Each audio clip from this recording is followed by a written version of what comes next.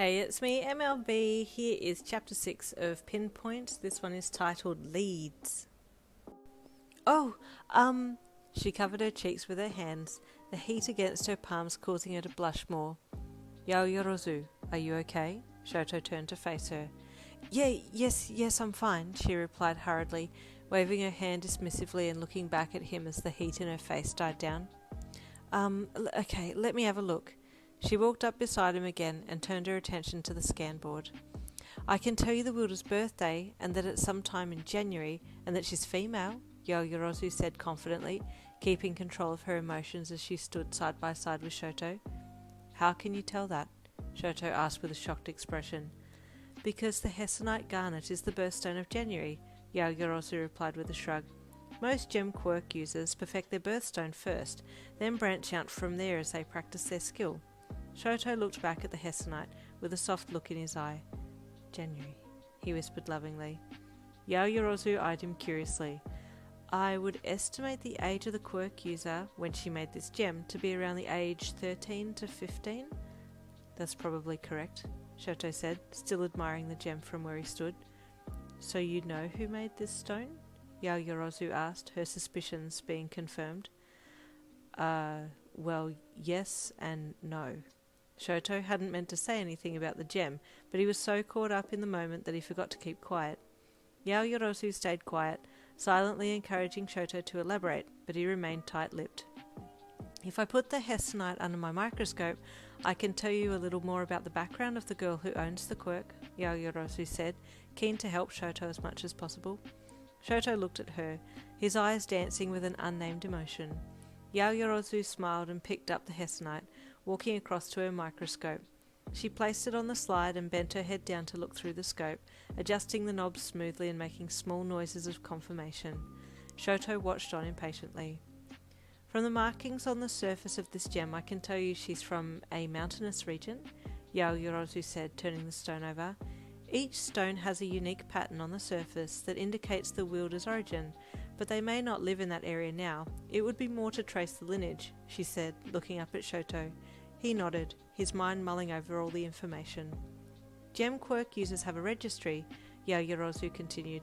Because of their skill set, they need strict regulations. You'd be able to get a hold of the family names through the Gem Registry Association, or, as it's better known, the GRA.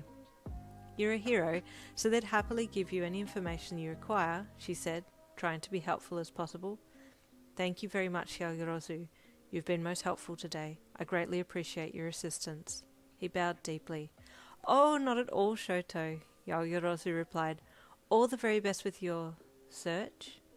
Shoto gave her a small smile and retrieved the Hessonite and ruby stones.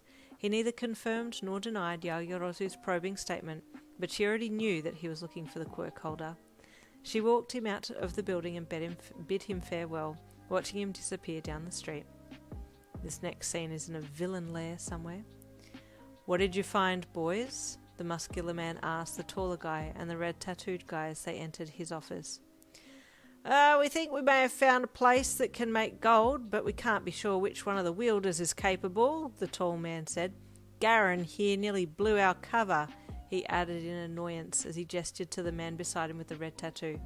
I did not, Garen snorted. Yagisa was pussyfooting around, so I cut to the chase. The taller man rolled his eyes. Right, so we just need to identify the right one to nab, the muscular man, Caden, grunted. We'll need a blood sample of all the workers there, so here's how you're gonna do it. Caden explained how he was going to arrange for a neighbouring gang to assist their plan. The neighbouring gang were to go into the shop and stage a robbery.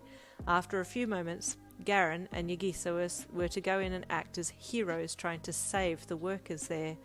Once Garen and Yagisa had intercepted, a fight was to break out, where the neighbouring gang would knife the workers and cause superficial wounds that Garen and Yagisa would attend to by placing swabs over the wounds. They were then to keep the swabs and bring the blood samples back to him, so that he could send them off for testing. In return for the neighbouring gang's help, Garen and Yagisa were to make sure the thugs got away with some of the valuable stones from the store. The plans were to be put in motion in 2 days' time, following the approval of the neighbouring gang. Caden grinned maliciously. We'll be rich before we know it, gentlemen, he laughed enthusiastically. We'll be swimming in gold. How will the blood samples help us, though? Garen interrupted this celebratory atmosphere. Yagisa shot him a dirty look.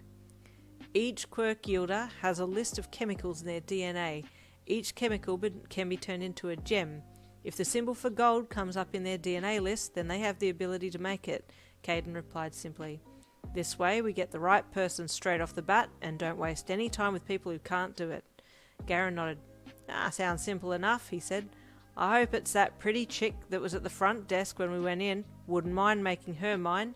Yagisa sighed. Man, seriously? We're about to become filthy rich and all you can do is think about the girl. Why can't I have both? Garen replied in annoyance. Want my cake and eat it too. And there ends chapter 6. Stay tuned for chapter 7.